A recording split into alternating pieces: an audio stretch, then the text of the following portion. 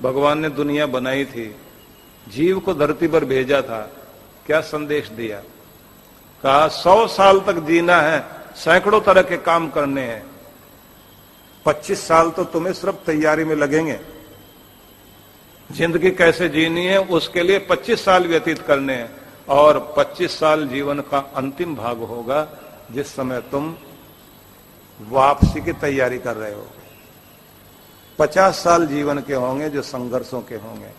तो छोटे से जीव ने धरती पर जाने से पहले भगवान से पूछ लिया कि प्रभु मैं जा रहा हूं धरती पर, मेरी देख रेख करने वाला कोई होगा धरती पर? कौन संभालेगा मुझे?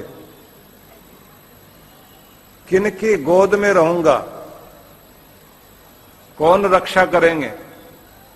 भगवान ने कहा 2 फरिश्ते तुम्हारी रक्षा करेंगे जो तुम्हें सुलाएंगे, जगाएंगे। बोले मुझे कोई इलाज की जरूरत पड़े कौन ध्यान रखेगा? चौकीदारी की जरूरत पड़े कौन ध्यान रखेगा? भगवान ने कहा 2 फरिश्ते तुम्हारे लिए दूंगा जो तुम्हारे लिए चौकीदारी का काम करेंगे।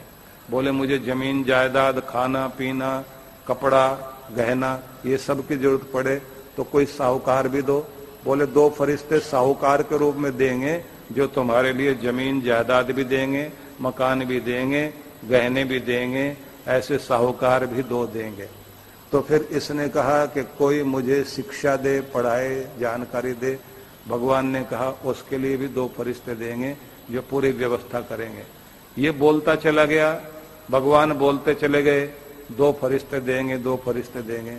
आखिर में इसने कहा कि ये सारे फरिश्ते मिलाकर 2000 हो गए। तो 2000 अगर मेरे अकेले के लिए होंगे तो दुनिया में तो भीड़ लग जाएगी। भगवान ने कहा ये 2000 नहीं, ये होंगे 2 ही, एक का नाम मां होगा, एक का नाम बाप होगा, ये दोनों ही तुम्हारे लिए पूरा ध्यान रखेंगे। 2000 के बराबर 2 ही चौकीदारी भी करेंगे, पढ़ाएंगे भी, लिखाएंगे भी, साहूकारी करते करते। ध्यान रख लेना, भगवान ने कह दिया तेरे शौक पूरे होंगे माँ बाप के जमाने में, और गुजारा करेगा अपने जमाने में। जब तो कमाएगा ना तब तो तेरी गुजर बसर ही होगी, और पूरी जिंदगी याद करेगा शौक तो माँ बाप के जमाने में पूरे हुए थे, उसके बाद तो शौक पूरे हुए ही नहीं।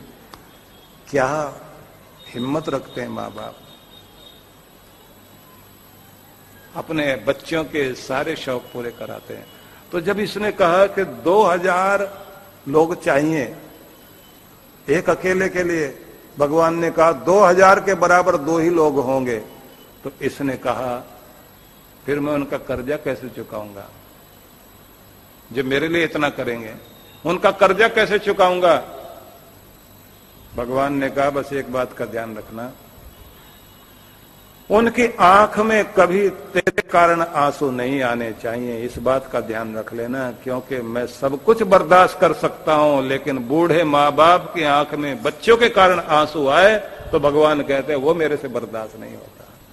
उनको रोता हुआ देखकर मुझे अच्छा नहीं लगता। जो अपने माँ बाप को रुलाते हैं ना, उन्हें तड़पाते हैं, अभागे होते हैं वो बच्चे। इसने कहा कर्जा चुकाने का तरीका भी तो बताओ भगवान।